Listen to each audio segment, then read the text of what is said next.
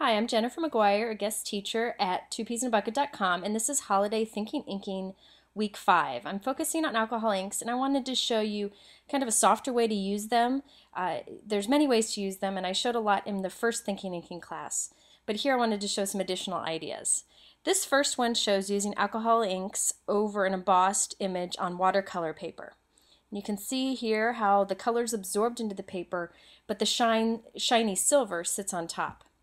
So I'm starting with watercolor paper. I'm just going to emboss with white embossing powder this ornament image from Hero Arts on top of it. Now normally you use your alcohol inks with a glossy paper, and the color and the metallic sit on top and give great results. Well, I wanted to show you that you can use it also with watercolor paper, which will absorb the color but leave the metallic on top. So you do it the same way. This is just the embossed image on watercolor paper, and this is the felt piece on the inking tool. You use foam when you're using your distress inks, felt when you're using alcohol inks. So you just put the tip right to the felt, squeeze a little bit out so you have a nice drop. I'm using a few different shades of pool, stream, and aqua, and then I'll also add some silver in a bit. Now the regular colors you don't need to shake before using, but the mixatives, which are the metallic ones, you do need to shake.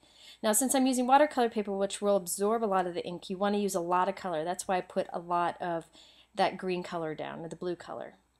Now I'm using a little bit of the mixative, which is the silver, and then I'll put some of the blending solution over it just so it helps it to blend some. I always just do like a slash across the whole piece. Now I'm going to dab and twist as I apply this, and you'll see it quickly absorbs into the paper.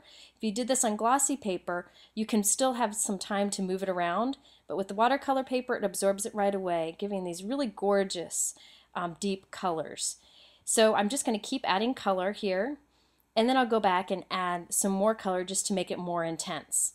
Now when this dries, I could sand it with a sanding block to allow I do it very gently, to allow the embossed image to pop out even more, but I kind of like that it is kind of hidden and kind of like a ghost image.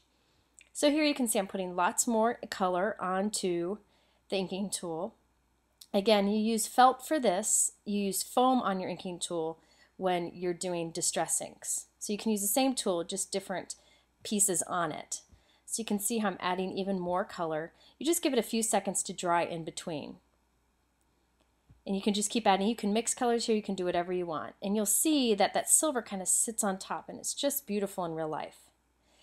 I also white embossed one of the ornaments on here, and this is basic gray paper. And I'm just adding some worn lipstick distress ink. Here I'm using the foam on my inking tool to kind of make this come alive, and it adds a little bit of dimension to it. And I'll add that right to the card. On the card I used a Hero Arts greeting and some basic gray papers, and then I used the Tim Holtz Sizzix border dies on the edge to create the bracket edge on the cards. Just something fun and different, and it's a much softer look than you normally see with alcohol inks.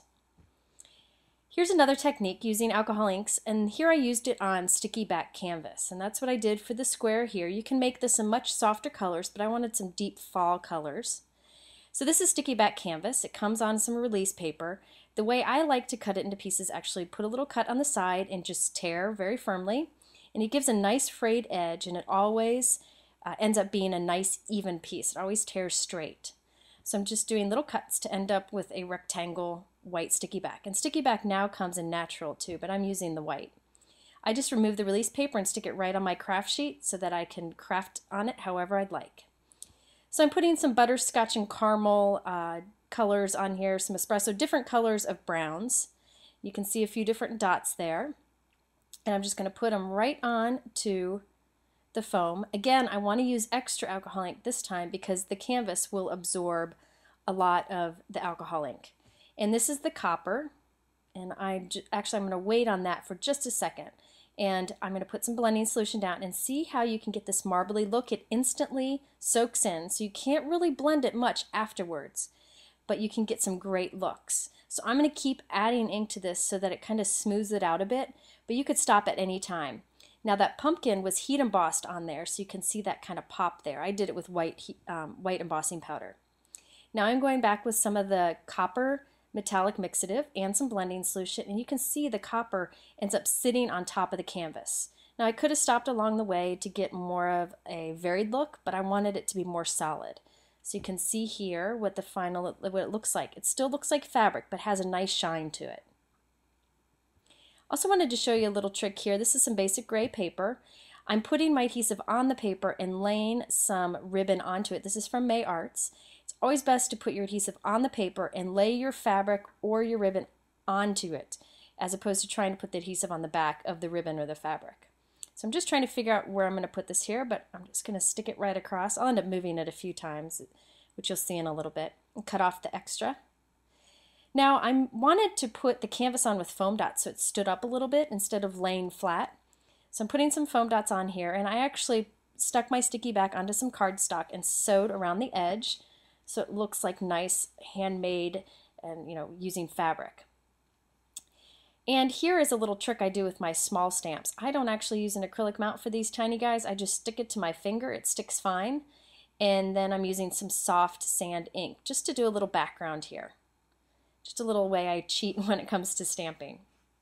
And here's the final card. I added some sewing and some pearls, and I did a thank you greeting just to make it a little bit different for fall. Finally, I wanted to show you how to make glass ornaments. There are a bazillion ways to do these glass ornaments with alcohol inks. I just wanted to show you one easy way, and I did that with these glass ornaments. You just buy plain glass ornaments at any of your craft stores, or even Target sells them. And I take the top off and I stick a pencil in it. That way I have something to hold as I'm working, and then I can prop it up when I'm letting it dry. So you put lots of alcohol ink right onto your felt piece here, and I'm just going to start dabbing color all over it. Now you're going to do this a couple layers. So I'll do one layer, then I'm going to let it dry for a couple minutes, and then I'll go back and do another layer. And this, every time you add a layer, it gets more intensive color. Then you can go add a mixative, one of the metallic mixatives, to add some silver or some gold or copper or pearl or whatever you want. I'm using some silver here, and you'll see how it really starts getting this great marbly effect the more I add the color. So you can't go wrong with this. You could at first heat emboss some stamped images on the glass if you want. It's totally up to you. You can also add some alcohol ink on the inside if you want to and kind of shake it around, but I'm just going with the easy route, which is on the outside. And this is great to make a set of ornaments to give to a teacher or to a friend or whoever. After letting them dry real good, I added some bows to the top, and then with glossy accents I added some basic gray brads. So you can see the nice marbly shine that you get with alcohol inks on these glass ornaments. Thanks for watching another Thinking Inking video. If you have any questions, visit twopeasinabucket.com.